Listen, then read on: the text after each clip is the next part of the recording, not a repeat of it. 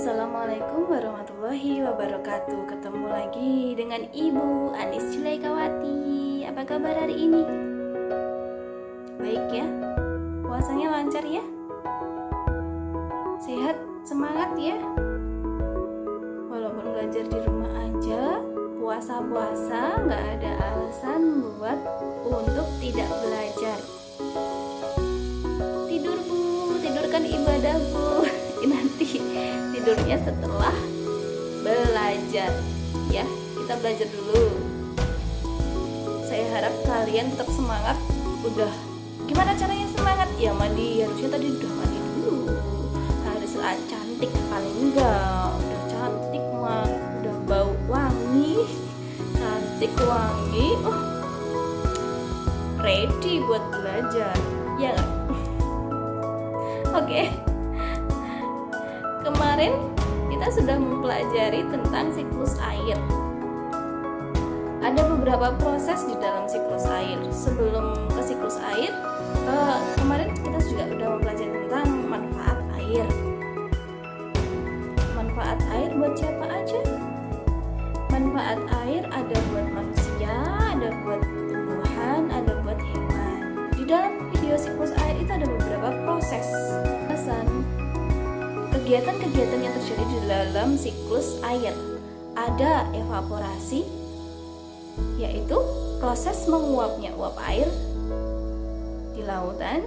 Ada transplantasi, yaitu proses menguapnya air yang ada di dalam tumbuhan karena sinar matahari. Kemudian terjadi kondensasi. Kondensasi nanti akan membentuk awan. Habis itu awan, titik-titik air awan akan berkumpul menjadi satu, kemudian bergerak sesuai kemana arah angin. Saat itu angin adalah udara yang bergerak. Jadi saat itu ada udara yang bergerak, angin yang mendorong awan-awan tadi. Nah, ketika awan-awan tadi sudah berat, akan turun hujan di suatu tempat. Proses turunnya hujan itu namanya presipitasi. Atau kalau kalian nanti mau melihat lagi video ulangnya, silakan. Nanti saya cuplik sebentar videonya di sini juga. Gitu ya. Tahukah kalian apa itu siklus hidrologi dan bagaimana prosesnya? Siklus hidrologi adalah sirkulasi air atau perputaran air secara terus-menerus dari bumi ke atmosfer dan dari atmosfer kembali ke bumi. Lalu, bagaimana proses siklus hidrologi berlangsung? Prosesnya begini. Awalnya, air laut mengalami penguapan karena panas matahari. Proses ini disebut dengan proses evaporasi. Evaporasi terjadi karena temperatur permukaan air yang cukup tinggi sehingga molekul-molekul air di permukaan memperoleh energi yang cukup untuk memisahkan diri dari air yang ada di permukaan. Selain air laut, air yang berada pada tumbuh-tumbuhan juga ikut mengalami proses penguapan. Proses ini dinamakan dengan proses transpirasi. Air yang berada pada tumbuh-tumbuhan ini berasal dari air tanah yang diserap oleh akar tumbuhan yang kemudian dialirkan melalui batang tumbuhan sampai ke permukaan daun dan menguap menuju atmosfer. Ketika proses penguapan yang terjadi pada air laut dan terjadi pada tumbuh-tumbuhan berlangsung secara bersamaan, maka proses ini dinamakan dengan proses evapotranspirasi. Pada ketinggian tertentu, uap air ini mengalami kondensasi. Kondensasi merupakan proses perubahan wujud uap air menjadi titik-titik air akibat adanya perubahan temperatur udara. Proses ini terjadi ketika temperatur udara pada ketinggian tersebut relatif lebih rendah hingga berubah menjadi titik-titik air. Lalu, kumpulan titik-titik air ini membentuk sebuah awan. Dan kemudian awan tersebut berubah wujud dari uap air di atmosfer menjadi curahan atau jatuhnya air ke permukaan bumi, atau biasa kita kenal dengan hujan. Proses ini disebut dengan proses presipitasi. Ketika proses ini terjadi di daratan, maka awan akan menghasilkan curahan berupa air. Sedangkan ketika proses ini terjadi di dataran tinggi dengan tekanan udara yang rendah, maka awan akan menghasilkan curahan dalam bentuk salju dan juga es.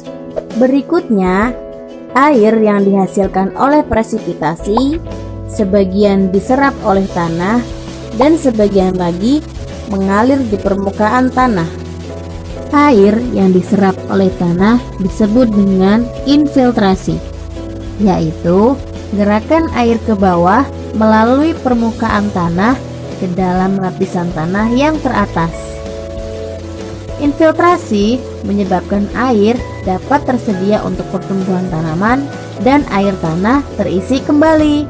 Sedangkan air yang mengalir di permukaan tanah disebut dengan runoff, yaitu proses pergerakan aliran air di permukaan tanah melalui aliran selokan, kanal, sungai, dan anak sungai. Umumnya, runoff terjadi karena air yang mengalir tidak dapat diserap lagi oleh tumbuhan dan tanah. Air yang mengalir melalui aliran permukaan itu pun menuju ke laut. Siklus ini terjadi berulang-ulang. Makanya, air terus tersedia di bumi. Tujuan pembelajaran kali ini kalian akan dibimbing oleh saya menganalisis, lebih tepatnya paham tentang proses-proses yang terjadi di dalam siklus air. Kemudian, tujuan pembelajaran selanjutnya adalah kalian mampu melakukan percobaan eksperimen tentang siklus air, yaitu apa? Membuat percobaan hujan sederhana bersama ayah dan bunda. Pada hari ini, ibu akan mengajak kalian, lebih tepatnya mengajak boleh, menantang juga boleh, menantang kalian untuk membuat percobaan. Percobaan apa? Percobaan tentang bagaimana cara membuat hujan secara sederhana. Bagaimana cara membuat hujan secara sederhana? Emang bisa? Prosesnya kan panjang. Ada evaporasi, kemudian ada transplantasi, kemudian ada kondensasi, ada presipitasi. Jangan dibayangkan yang rumit-rumit dulu. Jadi kalian harus membuat sederhana, kan judulnya sederhana. Bagaimana cara membuat percobaan membuat hujan secara sederhana? Lebih tepat lagi, judulnya adalah membuat hujan bersama ayah dan bunda. Wah, sama ayah dan bunda. Saya ayah tidak di rumah, Bu. Bunda juga sedang sibuk. Ya, nanti dibantu kakak atau saudara yang lain. Ya, kenapa perlu bantuan? Karena nanti harus di video, biar saya tahu. Jadi ketika kalian melakukan percobaan, itu ada yang pegang kamera HP nggak apa-apa, nanti langsung dikirimkan ke WhatsApp pribadi saya. Gitu. Nanti ada yang videoin, kamu yang action. 1, 2, 3 action. Gitu. Oke ya? Oke? Bisa ya? Saya berikan simulasi sederhana. Yuk, Nah, kali ini Ustazah akan mengajak kalian untuk bereksperimen. Siapkan bahan-bahannya di rumah ya. kali ini kita akan bereksperimen tentang bagaimana hujan itu terjadi. Seperti ini, ya. Kenapa hujan bisa terjadi? Yuk, simak proses terjadinya hujan serta penjelasannya dengan eksperimen kita. Pertama, persiapkan toples plastik atau toples kaca yang kalian punya di rumah. Kemudian, tuangkan air yang sudah mendidih atau yang sudah kalian siapkan, air rebusan, masukkan ke dalam toples plastik atau toples kaca yang kalian punya.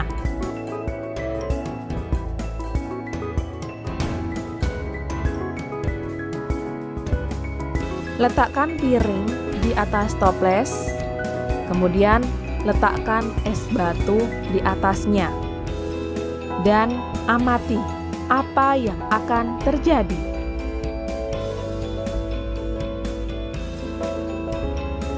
Piring dingin menyebabkan kelembapan di udara hangat yang ada di dalam toples kaca atau toples plastik itu mengembun dan membentuk tetesan air.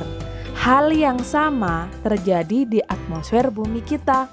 Udara hangat dan lembab naik dan memenuhi udara yang lebih dingin di atmosfer.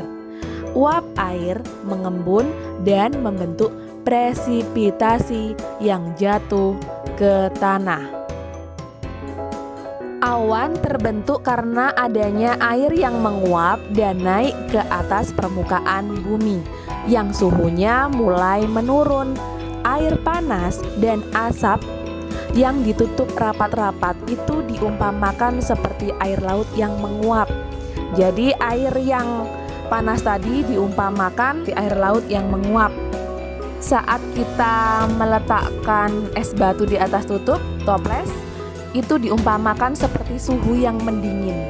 Akan terjadi peristiwa kondensasi atau pengembunan.